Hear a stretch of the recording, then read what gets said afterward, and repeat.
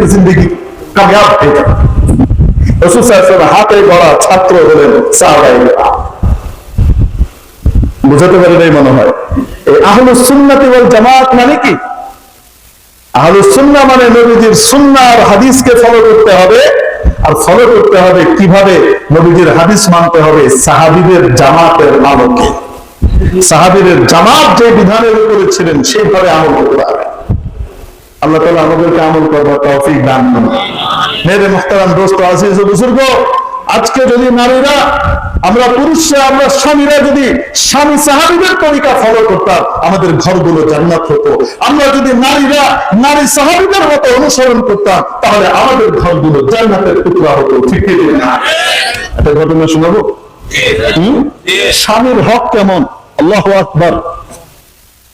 স্বামীর হক কেমন? আম্মা জানেন না হাবিবা রাদিয়াল্লাহু তাআলা আনহা নবীজির স্ত্রী রামলা বিনতে আবি সুফিয়ান সখর ইবনে হারব,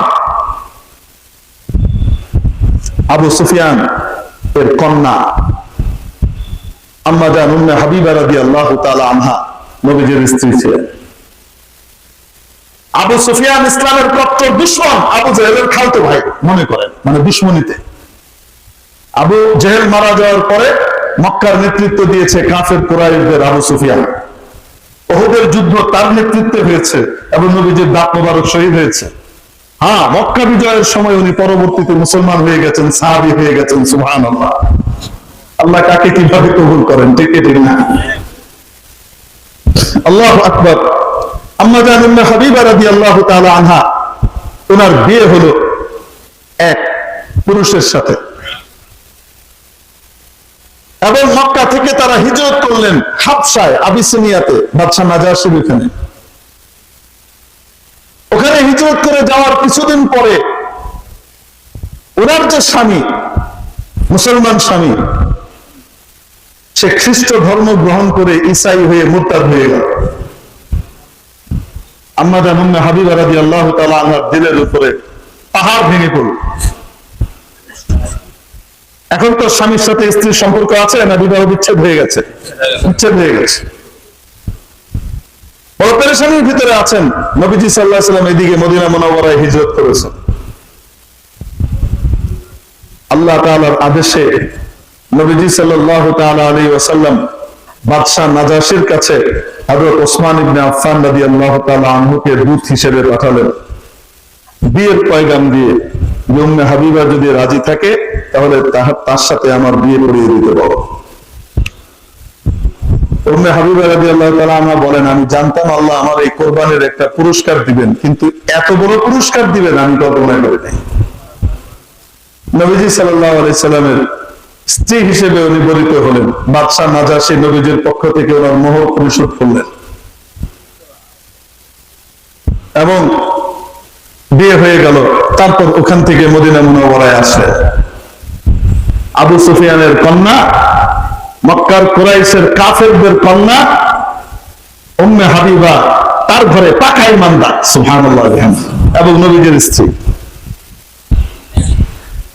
ষষ্ঠ হিজরির পরের কথা, যখন হুদায়বিয়ার চুক্তি হয়ে গেল কাফেরদের সাথে, কুরাইশদের সাথে মদিনাওয়ালাদের মুসলমানদের 10 বছর মেয়াদী একটা চুক্তি হলো। কয় বছর মেয়াদী?